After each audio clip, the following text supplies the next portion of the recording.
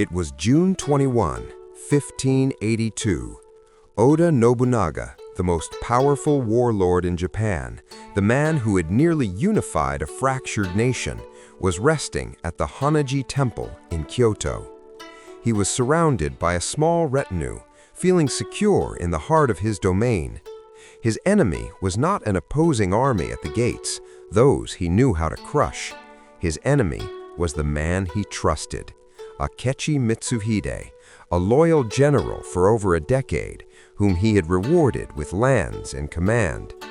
That morning, without declaration or open challenge, Mitsuhide's forces surrounded the temple and set it ablaze. Nobunaga, caught completely off guard, was forced to commit seppuku. The betrayal wasn't just an attack, it was a masterclass in indirect warfare.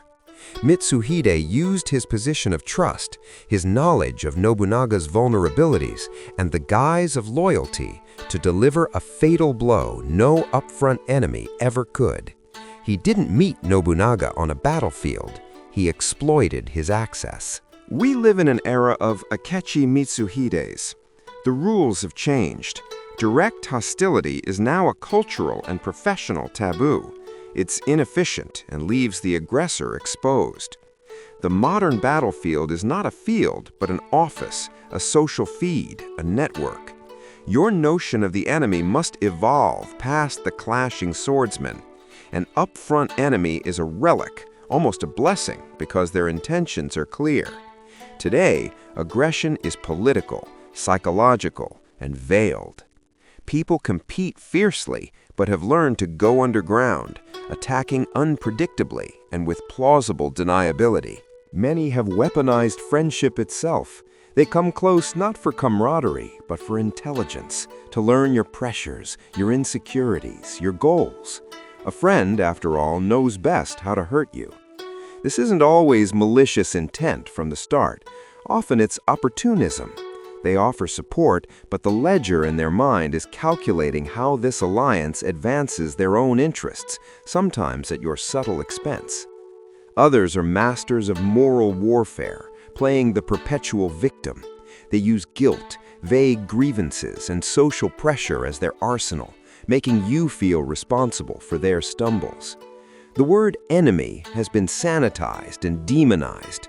We picture mustache-twirling villains, but the Latin root, inimicus, simply means not a friend. Your first strategic task is to reclaim and widen that definition. An enemy is anyone whose actions, actively or through passive neglect, are thwarting your progress or well-being. Sometimes, indifference is a more potent weapon than aggression because it's invisible. You can't fight what you can't see. This isn't a call for paranoia, but for prudence. Without clear sight, you are constantly retreating, reacting to maneuvers you didn't see coming. You must become a reader of patterns, not just words. You have two choices. You can sit back and try to read the subtle signs, or you can actively, gently beat the grass to startle the snakes. Ask the pointed question, voice the unpopular opinion, propose a slightly risky idea. See who flinches, who argues in bad faith, who retreats behind vague abstractions. Vagueness is the armor of the modern indirect enemy. In a world where commitment is dangerous, people become slippery, mirroring your ideas to seem agreeable. This is not alignment, it is courtship. Their true colors often show only under pressure. When you suspect a hidden motive, the worst thing you can do is react openly. Instead, go along cautiously, seem to turn a blind eye. Give them enough rope, they will often advance their position, revealing their hand. Now you have something tangible to address. Avoidance is a fatal habit in this environment. Repressing your awareness, constantly seeking to conciliate with those who mean you harm, only deepens the trap. Feeling guilty for having enemies is pointless. Feeling like a victim is futile. Both states turn your energy inward. You must externalize the problem and face the dynamic. This reframe is crucial. Enemies are not just threats, they are calibrations. The samurai understood that you could not gauge your skill by sparring with novices. You needed a worthy, challenging opponent to force you to your limits. A tough, clever opponent, even a hidden one, brings out strategic thinking, resilience, and clarity you never knew you had. Being attacked is, in a twisted sense, a side of relevance.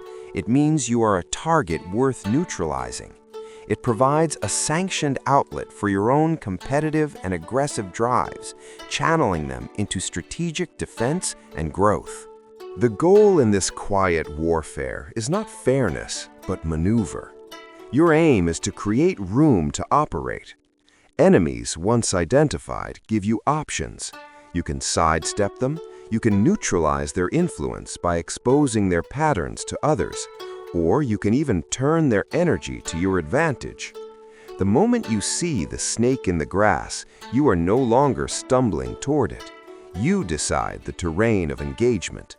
Remember, there are individuals more ruthless, more deceptive, and more patient than you. Their greatest trick is to disarm you with charm or the illusion of compromise.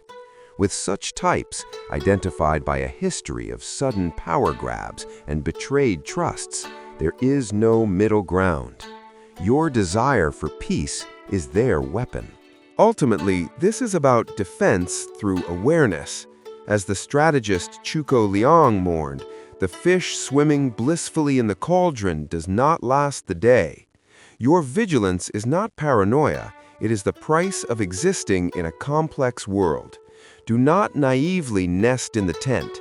Keep your eyes open, widen your definition of what threatens you, and never completely lay down your arms, not even for friends. The independence and clarity you protect are the very things that make you a formidable, rather than a naive, player in the modern game. Your peace is not found in the absence of enemies, but in the strategic wisdom to see them coming.